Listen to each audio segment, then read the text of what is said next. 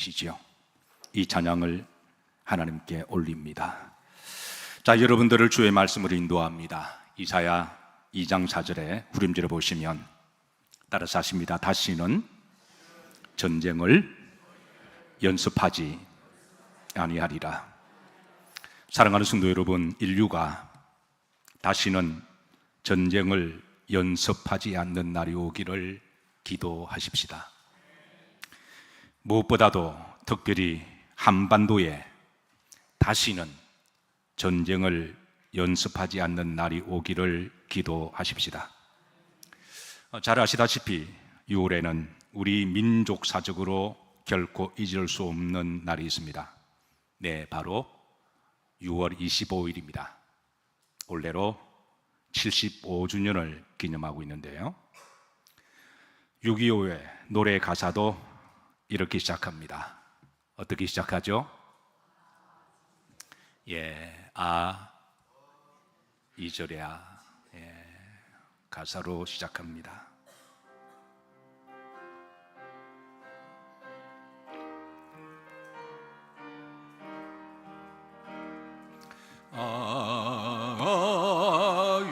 이주랴 어찌 우리 이 나를 조국을 원수들이 짓밟아오는 나를 맨주먹 붉은 티로 원수를 막아내어 발을 굴러 땅을 치며 의분했던 나를 이제야 갚으리 그날의 원수를 쫓기는 적의 무리 쫓고 또 쫓아 원수의 하늘까지 졌어 무찔러 이제야 빛내리 이 나라 이겨래. 본 가사의 중간 부분에 이런 가사가 있습니다. 이제야 갚으리. 그런데 이제 우리가 갚아야 할 것은 더 이상 전쟁의 방법이 아닌 줄로 믿습니다. 바로 사랑과 용서와 평화인 줄로 믿습니다. 그리고 이렇게 갚는 유일한 방법은 하나님 안에서 복음밖에 없는 줄로 믿습니다. 복음 안에는 사랑도 있고 용서도 있고 평화도 있고 샬롬도 있습니다. 사랑하는 성도 여러분, 우리 그리스도인들이 오늘 이 시대에 다시는 이런 전쟁이 일어나지 않도록 또 서로 전쟁을 연습하지 않도록 하기 위해서 우리가 해야 될 첫 번째 미션이 있다면 저는 단연 기도라고 믿습니다. 그리고 또 다른 한 강력한 방법이 있다면 저는 전도인 줄로 믿습니다. 우선 우리 남한 사람부터 열심히 전도를 해서 남한에 믿는 사람들이 많아질수록 남한의 복음의 정신이, 복음의 공통분모가, 복음이 담고 있는 평화와 사랑과 용서에 대한 염원이 저 북녘까지 전해져서 마침내 북한까지도 복음으로 통일되는 그 날이 오도록 기도하고 복음을 전해야 할 줄로 믿습니다. 자, 오늘 본문 말씀의 제목은 다시는 전쟁을 연습하지 아니하리라 말씀인데요. 다시 보십시다. 여기에 중요한 것은 이 말씀을 주신 분이 하나님이시고 본절의 주체자가 하나님이심을 분명히 드러내십니다. 자, 여기에 그가는 누구를 말씀하시죠? 하나님을 말씀하십니다. 즉 하나님이 주체가 되시고 인류가 하나님의 말씀에 순종하고 인류가 하나님의 말씀대로 그렇게 우리가 순종하고 살아가면 인류는 다시는 전쟁을 연습하지 않는 날이 되리라고 믿습니다.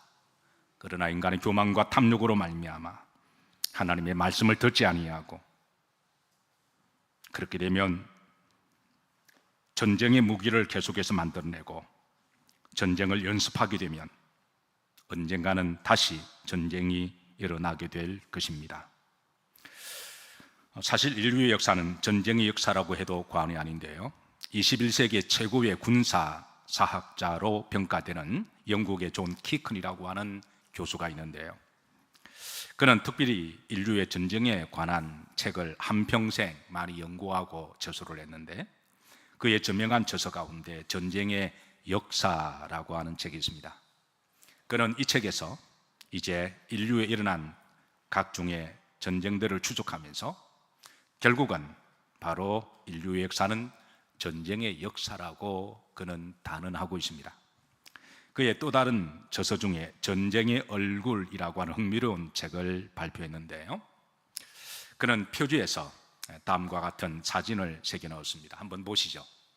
여러분, 이 사진은 어떻게 보이시나요? 이게 디자인한 표지가 아니라 실제 사진인데요. 자, 뭐로 보이시나요? 사람의 해골입니다. 저자는 이 해골을 실제로 전쟁터에서 죽어서 썩고 해골만 남은 병사의 실제 사진을 실었는데요. 아마 저자는 전쟁의 얼굴은 결국 이 해골이 아닐까라고 피력하고 싶었던 모양입니다. 그러나 저는 한 세대를 살아가는 그리스도인이고 목회자로서 전쟁의 또 다른 감추어진 얼굴은 저는 마귀의 얼굴이지 않을까라고 생각합니다. 미국의 남북전쟁 당시 북군의 장군으로 참여했던 윌리엄 셔먼이라고 하는 그 장군은 그가 5년 동안 처절한 전쟁을 경험한 후에 그 유명한 말을 남겼습니다. 전쟁은 지옥이다. 저는 전쟁의 얼굴은 마귀의 얼굴이라고 한다면, 전쟁이 가장 좋아하는 놀이는, 마귀가 가장 좋아하는 놀이는 저는 전쟁의 놀이라고 생각하고, 그리고 전쟁이 일어나면 이 세상은 지옥으로 변한다고 여깁니다. 잘 아시다시피 세계 1차 세계대전은 1914년에서 1918년 사이에 일어났습니다. 그런데 참으로 놀랍게도 1차 세계대전은 지극히 작은 한 사건으로 시작되었는데요. 오스트리아 황태자 프란츠 페르디난트가 보스니아의 수도 사라예보를 방문하면서 일어납니다. 당시에 보스니아와 세르비아는 같은 민족, 동족임에도 불구하고 오랫동안 서로 쾌쾌묵은 민족의 갈등으로 말미암아 결국은 서로 원수가 되었는데요. 자, 여러분 아시겠지만 다음 지도 한번 보시죠. 보스니아, 세르비아가 이 지구 가운데 저곳의 유럽의 남쪽에 있는 지극히 전만한 그런 나라죠. 그 다음 좀 지도를 키워보시면, 자, 왼쪽이 바스니아입니다. 그리고 오른쪽이 세르비아입니다.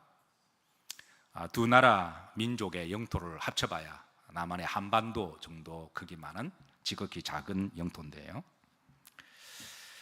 1914년 6월 28일 날 오스트리아 황태자가 이제 보스니아 수도 사라예보를 방문하는데, 이 소식을 들은 세르비아 민족들은 어떻게 오스트리아가 보스니아와 친하게 지낼 수가 있는가라고 하면서 이제 열광하고 흥분하기입니다. 그래서 세르비아 민족, 극단적 민족주의자 중에 가브릴로 프렌치프라고 하는 젊은 청년이 이날 이 황태자를 총성의 한 발로 암살하게 되는데요. 이 사건으로 점차 유럽의 전역에 불씨가 되고 이제 전쟁의 도가니가 됩니다. 다음 사파 신문에 실린 그림인데요. 1914년 7월 12일 발행된 이탈리아 대표적인 신문에서 이 사건을 묘사한 사파 그림입니다. 이 사건은 유럽 전역으로 전쟁의 불씨가 되는데요. 무려 5년 동안 전쟁이 지속이 되고 유럽 전역을 지옥으로 만듭니다. 이 전쟁에 이렇게 저렇게 휘말린 나라가 이제는 30여 국가가 참여를 하게 되고, 이 전쟁으로 1,700만 명이 죽습니다. 사상자는 2천만 명이 넘었으면서 거의 종합쳐서 한 3,700만 명의 사상자를 냅니다. 5년 동안 저들은 서로 마귀처럼 싸우고 전쟁하다가 더 이상 죽을 사람도 없고 더 이상 싸울 사람도 없고 더 이상 나갈 아들도 없고 남편도 없고 더 이상 싸울 힘도 없고, 그래서 이 전쟁은 마침내 끝이 나는데요. 인류는 1차 세계대전을 통해서 지나고 나서 뼈저리게 깨달은 역사적 복귀를 통하여 레슨을 얻습니다. 역사학가들이 내렸던 1차 세계대전 이후를 통하여 깨달았던 레슨 중에 6가지만 좀 간단하게 살펴보면, 첫 번째입니다. 한번 다 같이 한번 합독하실까요? 지극히 작은 사건이,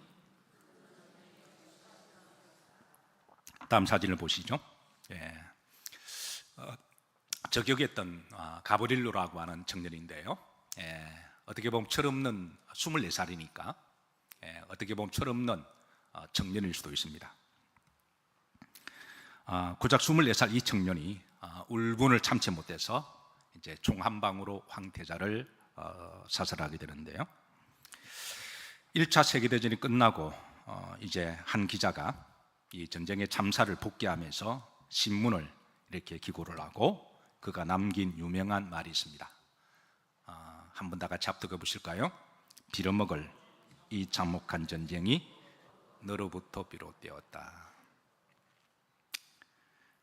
그러니까 역사적 교훈은 지극히 작은 사건 하나가, 나 한 사람이 별것도 아닌 문제가 나중에는 큰 문제가 될 수가 있다고 하는 레슨을 얻게 된 것이죠. 그러니까 이 말을 꼭 기억하십시다. 자, 다시 한번 이것을 한번 되새기면서, 이거를 뭐 누구에게 하는 말이 아니라 우리 스스로 하는 말이라고 생각하고 우리가 다시 한번 마음에 좀 새겼으면 좋겠습니다. 다시 한번 합니다. 빌어먹을 이 참혹한 전쟁이 나로부터 비롯되었다. 어떠신가요? 너 대신에 나를 한번 넣어보시죠. 나로부터 시작될 수가 있다. 자, 두 번째입니다. 기술은 진보뿐 아니라 파괴도 가져올 수가 있다. 1914년 당시는 전 인류적으로 18세기에 산업혁명의 과학의 발달로 새로운 과학적 기술이 발명되면서 인류는 과학을 찬미했고 과학을 심지어 우상까지 여기고, 끝없는 과학이란 신뢰와 하나님보다도 과학을 더 신뢰하는, 과학이 우상이 되는 그런 시대였습니다. 그 과학의 기술로 이제 만들어낸 무기 중에 하나가 기관총이었죠. 옛날에 서부의 무법자들은 누가 빨리 총을 빼느냐로 승부를 봤는데 이제는 그럴 필요가 없습니다. 기관총을 먼저 개발했던 나라가 기관총 하나만 딱 갖다 놓고 그냥 두두두두두 하면 그냥 끝나는 거죠. 독가스를 발명했고 항공기, 비행기를 발명했습니다. 그리고 이 과학적 기술로 만드는 무기들로 말미암아 이제 사람을 죽이는 살상 무기가 되었죠. 그때 깨달은 역사에서는 한번 다 같이 합독하십니다. 역사적인 진보는 윤리 없이는 제한이 될 수가 있다. 어떤 과학적 발전도 거기에 윤리와 도덕과 또 이렇게 존엄한 가치 없이는 그게 오히려 인류를 파멸할 수 있다고. AI도 요즘 이런 문제가 심각하죠. AI가 발전되는 것은 참으로 놀라운데, 그런데 AI에 만약에 인간의 윤리, 존엄성, 가치 이런 것들을 상실하면 나중 그 AI가 인류의 종말을 가져올 수 있다고 여러 학자들이 예견하고 있습니다. 자, 세 번째, 극단적 민주주의는 재앙을 부를 수 있다는 거예요. 자, 그래서 이때 깨달은 레슨입니다. 다 같이 합독합니다. 건강한 민족의 정체성은 필요하지만 극단적인 민족주의나 국수주의가 될 때 파멸과 전쟁을 가지고 올 수도 있다. 네 번째입니다. 전쟁의 상처는 눈에 보이지 않아도 깊다라는 거예요. 1차 세계대전 5년 동안 지속되면서 그때 전쟁에 참여한 모든 사람들은 극한의 전쟁의 참사를 경험하고 이제 더 이상 전쟁을 하지 말자, 지친 거죠. 그래서 이제 이 전쟁만 끝나면 모든 불안과 두려움과 고통이 사라질 것이라고 그렇게 생각했습니다. 그래서 마침내 전쟁이 끝났습니다. 그런데 또 다른 문제가 찾아왔습니다. 몸은 돌아왔는데 그 전쟁을 경험한 그 세대는 마음은 다 전쟁터 속에 갇혀 있다는 거예요. 전쟁의 트라우마로 살아가는 사람들, 전쟁 때 죽은 사람보다도 전쟁 후에 죽은 사람이 더 많다는 것을 깨달고, 전쟁을 경험한 사람은 한평생 그 전쟁의 고통 속에 살아감을 통하여 그때 역사적으로 깨달은 레슨은 다 같이 합독합니다. 한 번 전쟁을 경험하게 되면 평생 그 전쟁의 망령과 상처와 고통 속에 살아가게 된다는 것을 깨달았습니다. 다섯 번째, 이 전쟁을 통해서 인류는 질문했습니다. 왜 싸웠고 왜 전쟁을 했는가? 이 전쟁의 숙제와 물음 앞에서 우리는 왜 싸웠는가? 5년 동안은 정말 마귀가 되어서 미친 듯이 죽이고 죽었는데 무엇 때문에 싸웠는가? 대다수의 사람들은 무엇 때문에 싸우는지 이유도 알지 못하고 징집되어서 나가서 싸우고, 그러면서 그 전쟁에 싸울 만한 가치가 있었는가? 이런 질문을 인류가 계속 던지면서 결국은 찾은 대답입니다. 따라서 하십니다. 그럴 만한 이유와 가치가 전혀 없다라는 답을 얻게 됩니다. 이때 레슨입니다. 합독합니다. 전쟁은 그 어떤 이유와 명분으로도 정당화될 수가 없다. 마지막 레슨입니다. 절망과 희망 사이에. 인간은 전쟁을 통해서 인간은 얼마나 잔혹하고 사람을 죽이면서 얼마나 이기적이고 얼마나 악이 되고 사람을 죽일 때는 마귀가 될 수 있는 인간의 본질의 모습을 본 것입니다. 그러나 이 전쟁에서 사람을 죽일 때는 얼굴이 악귀적이지만 본인이 정작 죽어갈 때는 인간이 얼마나 연약하며 인간이 얼마나 불쌍하며 인간이 얼마나 야비하며 인간이 얼마나 간사하며 인간이 얼마나 평화를 갈망하며 인간이 얼마나 천사와 같이 착해진다고 하는, 사람을 죽일 때는 인간이 얼마나 잔혹한 모습이 있지만 본인이 죽어갈 때는 인간이 얼마나 연약한 이 양면성의 얼굴을 봤다라는 거죠. 그래서 이때 깨달은 역사에서는 한번 다 같이 합독합니다. 인간은 악한 본성도 있지만 연약하고 선하고 거룩한 본성도 있다. 이게 여러분 어느 신학자나 목사가 한 말이 아닙니다. 하나님을 믿지 않는 사람들이 내린 결론이 성경이 이미 이야기해 주신 것처럼 인간에게는 본인의 두 본성이 있는데 악한 본성도 있지만 그러나 동시에 또 선하고 거룩한 본성도 있다는 것이죠. 1차 세계대전이 끝나고 나서 인류는 다시 전쟁을 하지 않기로 결의합니다. 이렇게 조직된 연합체가 그 유명한 국제연명이죠. 창설 배경은 1920년 1월 10일 파리에서 창설합니다. 인류의 전쟁이 일어나지 않기를 원하는 창설된 목적을 가지고 미국을 중심으로 해서 14개 조항이 원칙이 제시가 되는데요, 42개 나라가 가입합니다. 창설 목적은 이제 전쟁을 재발 방지를 하고 평화를 해결하고 국제사회의 안정과 평화를 유지하는 것. 자, 강령은 참 많습니다. 그런데 한마디로 딱 요약하면 이렇습니다. 따라서 다시는 절대로 그 어떤 이유가 있더라도 전쟁을 하지 말자. 요약하면 딱 요 한마디입니다. 자, 여러분, 우리가 또 역사를 통해서 남긴 레슨은, 역사를 통해서 우리가 레슨을 깨닫지 못하고 실천하지 못하면 역사는 못 된다, 반복된다. 또 우리가 얻었던 레슨인데요, 이 1차 세계대전의 평화 조약은 1939년에 2차 세계대전이 일어나면서 불과 20년도 채 되지 않는 그런 세월 속에서 이 조약은 깨어집니다. 인류는 그토록 잔혹하고 고통스럽고 지옥 같은 경험을 하고서도 불과 20년이 안 된 19년 만에 2차 세계대전이 일어나는데요, 이때 참여한 나라가 50여 개국이 됩니다. 1차보다도 더 많은 나라들이 참여하고요, 사망자의 수가 사상자만 하더라도 8,500만 명이 죽습니다.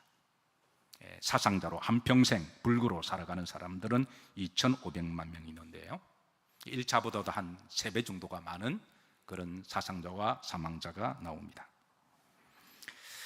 잘 아시다시피 2차 세계대전의 원인은 독일이라고 하는 한 나라죠. 좀 더 정확하게 우리가 분해하면 독일의 한 사람, 히틀러 때문입니다. 1차 세계대전은 누구로부터 시작되었나요? 24살의 한 청년, 어떻게 보면 철없는 청년이라고 말할 수가 있는데 가브리엘로라고 하는 한 청년으로부터 시작되었다면 2차 세계대전은 한 사람, 히틀러로 말미암아 시작되었는데 마치 인류가 한 사람으로 죄악이 들어왔듯 한 사람으로 말미암아 유럽 전체가 세계대전까지 번지는 그런 일이 일어났습니다.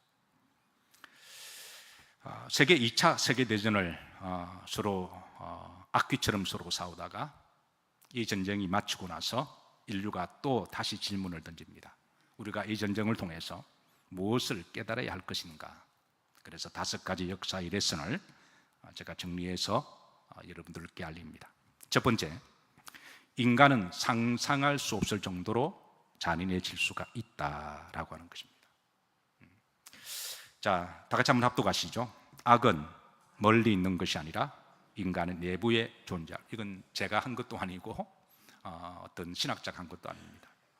역사가들이 공통적으로 내린 결론입니다. 그러니까 평범할 때는, 문제가 없을 때는 사람이 다 상식적이고 이성적이고 합리적인데, 그러나 극단적인 상황에서는 얼마든지 변할 수가 있다는 것이죠. 특별히 전쟁의 상황 속에서는 악은 멀리 있는 것이 아니라 인간의 내면에 존재할 수 있다. 이게 세상이 깨달았던, 사실 우리 성경에 이미 답이 있는 거죠. 이 레슨을 깨달았습니다.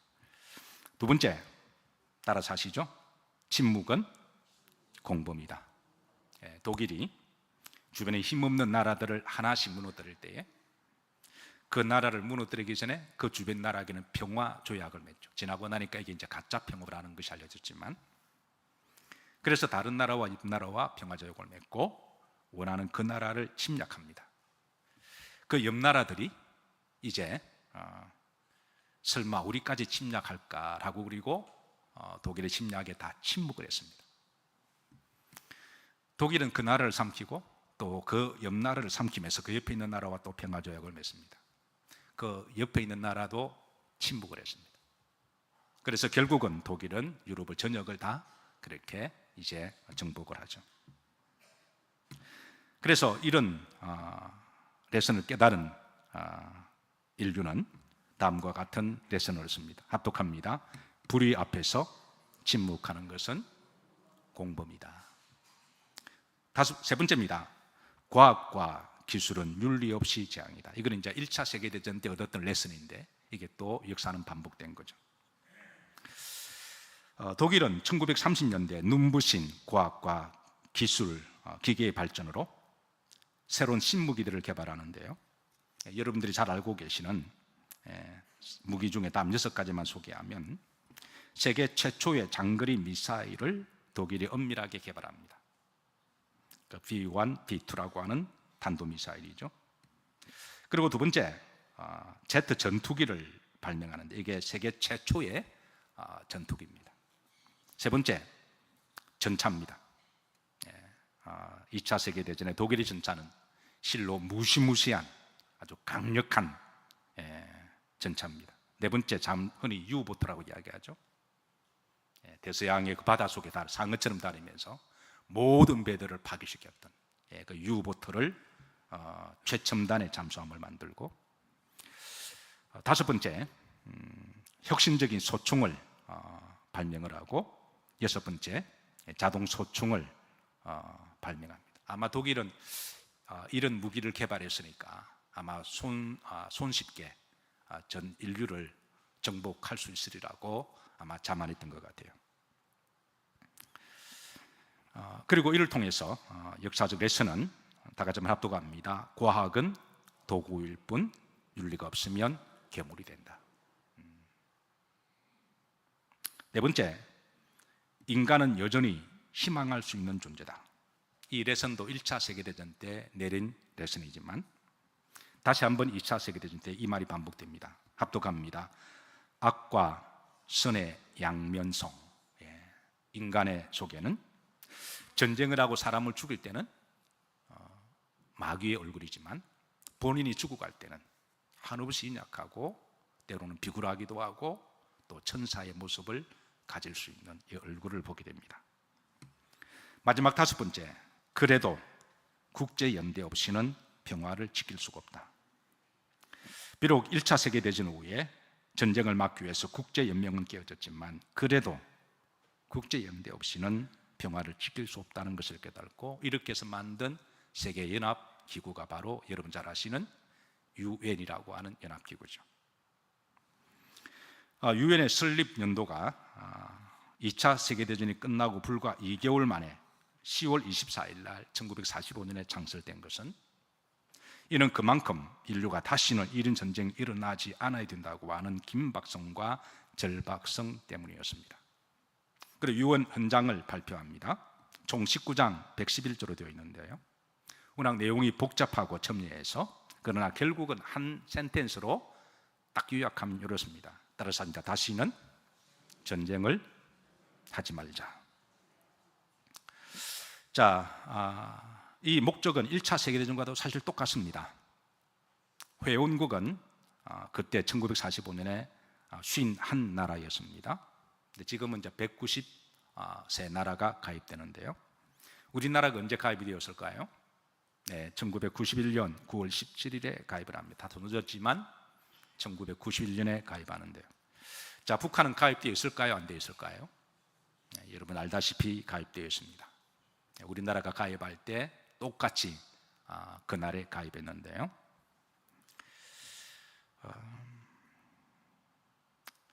이사야 2장 4절에 보면 유엔이 창설할 때 근본적인 정신과 목적으로 삼은 말씀이 바로 이사야 2장 4절이죠. 유엔 뉴욕의 본부 앞에 그 앞에 기념 조형물에 이 말씀이 선명하게 새겨져 있습니다. 여기에 중요한 것은 이 말씀의 주어가 누구라고요? 하나님이라는 거예요. 인류가 깨달은 것은 인간이 아무리 연합 공동체를 만들어서 전쟁을 하지 말자 그래도 여지없이 전쟁은 일어났고 연맹은 깨어졌습니다. 그래서 유엔이 깨달은 것은 우리가 다시는 전쟁이 일어나지 않고는 역사의 주체가 주어가 사람이 아니라 어떤 나라나 권력가가 아니라 하나님이 될 때, 아멘인가요? 하나님이 역사를 주관하시고 우리 인류는 하나님의 말씀을 들어야 되고 하나님의 말씀에 순종할 때 다시는 인류의 전쟁을 연습하지 않는 그날이 오게 되리라. 이 말씀이 여러분 교회에서 들려주는 말씀이 아니라 유엔이 전 세계를 향하여 선포하는 말씀입니다. 명심하십시다. 사람이 주어가 되면 역사는 반복될 겁니다.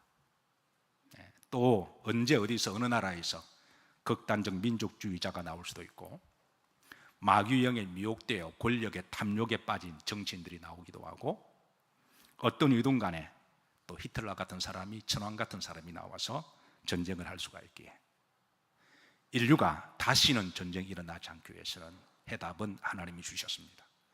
주와 주체가 역사를 이끌어가시는 분이 누가 되어야 된다고요? 하나님이 되셔야 됩니다. 인류는 다시 전쟁이 일어난 후에 더 이상 종말을 경험하기 전에 정말 우리가 자연을 통해서도 종말을 경험할 수도 있겠지만 전쟁을 통해서도 우리는 종말을 맞이할 수도 있습니다. 이 절박한 이 시간의 타이밍 안에서 인류가 더 이상 늦기 전에 하나님의 말씀을 들어야 한다고 저는 믿습니다. 그리고 하나님의 교회들이, 성도들이 마지막 시대에 우리가 시대를 잘 분별하고 전쟁의 소문이 끊이지 않고 나라들마다 무기를 만들고자 하는 목적은 전쟁을 연습하고 그렇게 하다 보면 결국 언젠가는 신무기가 개발되고 또 사용하고 싶은 인간의 욕심이 있어서 또 전쟁이 일어나게 되면 지극히 작은 불씨 하나가 인류 전체의 재앙이 될 수 있음을 우리가 역사를 통해서 레슨을 깨닫고 하나님이 주어가 되고 주체가자가 되기를 기도하십시다. 그리고 지극히 적은 우리 영일교회를 통하여 하나님이 올려 주셨던 이 샬롬의 이 하나님의 말씀을 우리가 기도하고 또 우리가 실천함으로 다시는 전쟁이 일어나지 않기를 기도하십시다. 자, 그런데 참으로 비극적이게도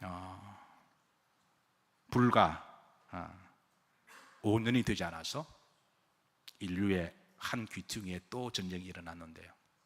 1945년 유엔을 창설한 이후 불과 5년이 안 되어서 한반도에 전쟁이 일어났습니다.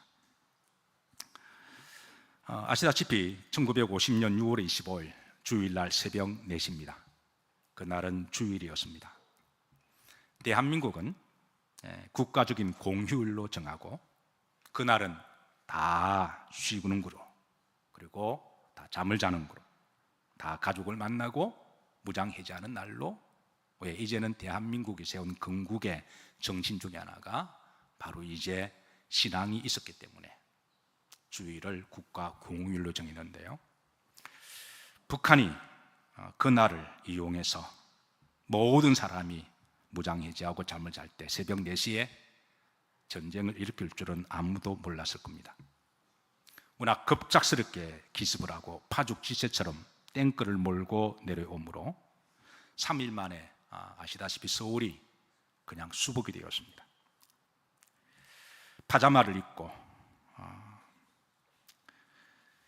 고통스럽게 도망가던 남한의 주민들은 남으로 내려가다 한 달 만에 낙동강 전선 앞에 다 빼앗기고 이제 부산만 남았습니다.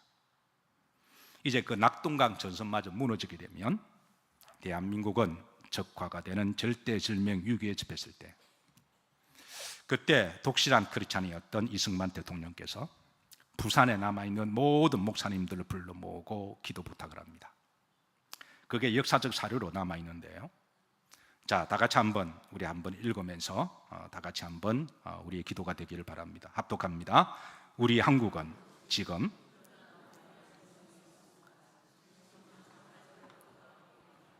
비가 오지 않아야 우리 비행기가 떠서 낙동강 유역의 적의 진지를 폭격할 수가 있습니다. 비가 오는 날이면 적군이 낙동강을 건너게 될 것입니다. 이 지경에서 우리가 의지할 곳은 하나님밖에 없으니 목사님들은 하나님께 기도드려 주십시오. 여기 비행기는 바로 미군의 비행기를 이야기하죠. 그때만 해도 우리나라가 워낙 열악해서 비행기가 제대로 없었을 때였는데, 그때 마침 장마철 여름에 한 달 동안 계속 비가 오는 그런 장마철입니다. 8월 16일 이승만 대통령의 국민 호소문 중인데요. 그때 부산에 있는 모든 목사님들이 부산 중앙교회라는 교회에 다 모였습니다.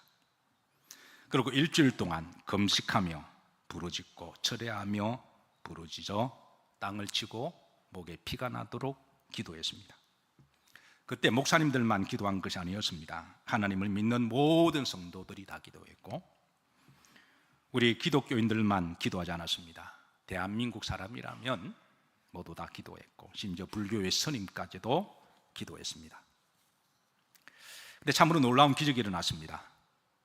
한 달 내내 비가 오는 장마철임에도 불구하고 저쪽 동쪽에서 바람이 불어오더니 하늘에 있는 구름을 싹 다 몰아갔습니다. 마치 엘리야가 기도했을 때 구름이 다 물러가듯이.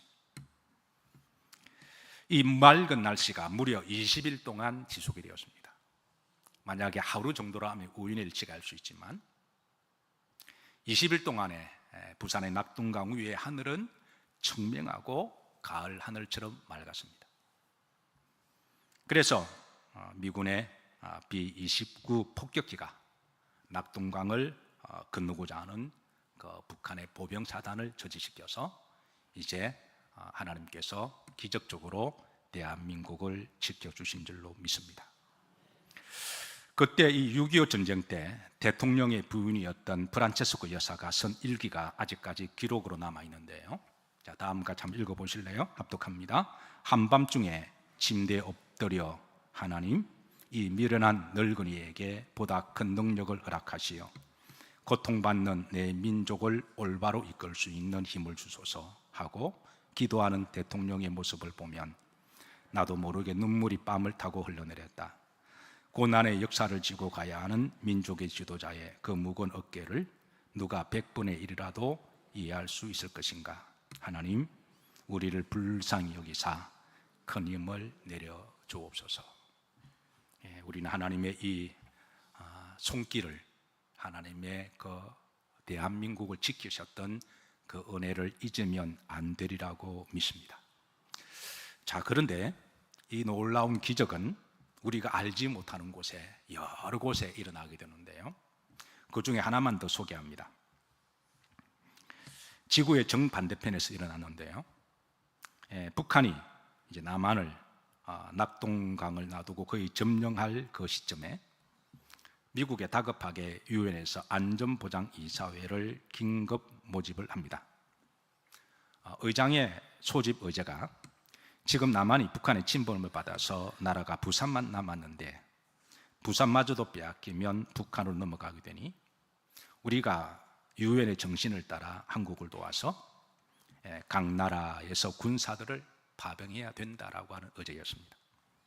근데 당시만 하더라도 이사회원국 중에 한 나라만 거부하면 만장일치제니까 이 의제는 그냥 폐기가 처분되는데요, 아시다시피 그때 이제 5 이사회 나라가 미국, 영국, 프랑스, 중화민국, 소련이었죠.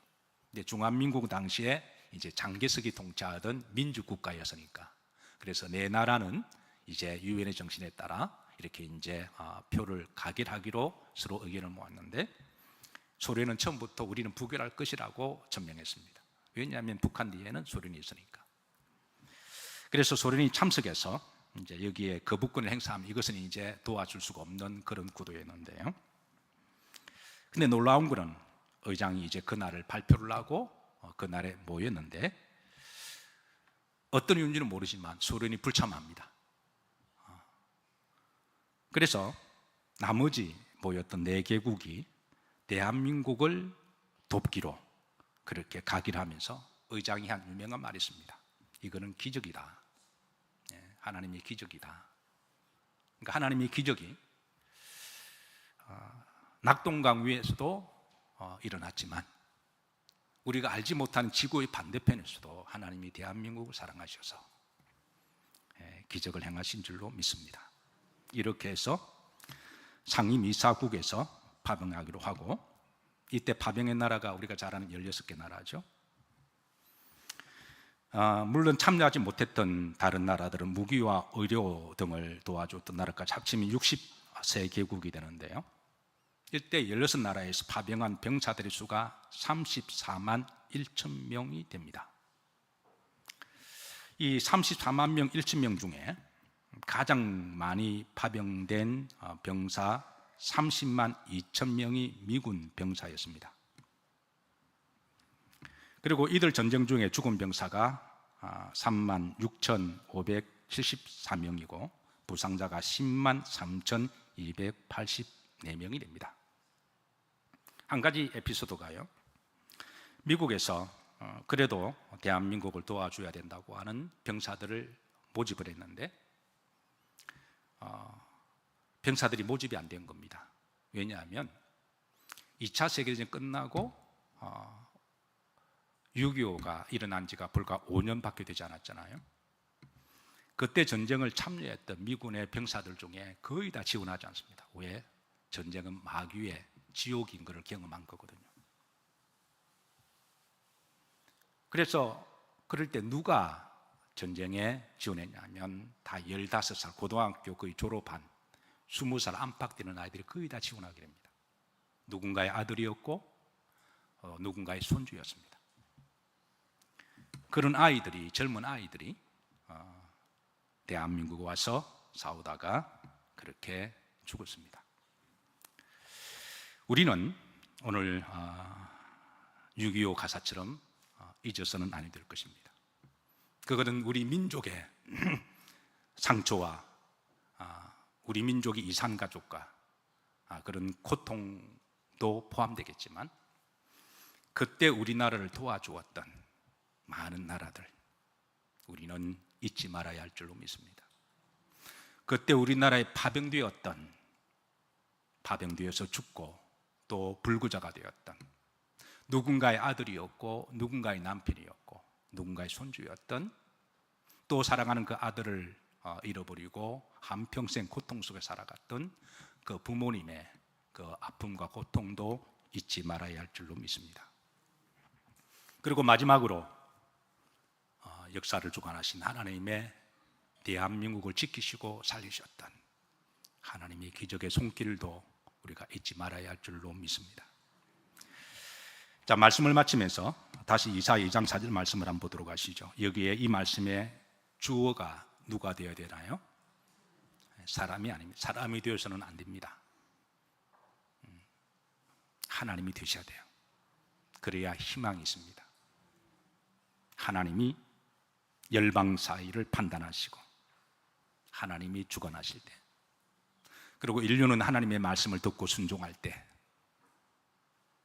다시는 전쟁을 연습하지 않는 그런 나라가 되리라고 믿고 이를 위해서 우리 기도하십시다. 마지막으로 여러분 1차 세계대전을 인류는 치루었습니다.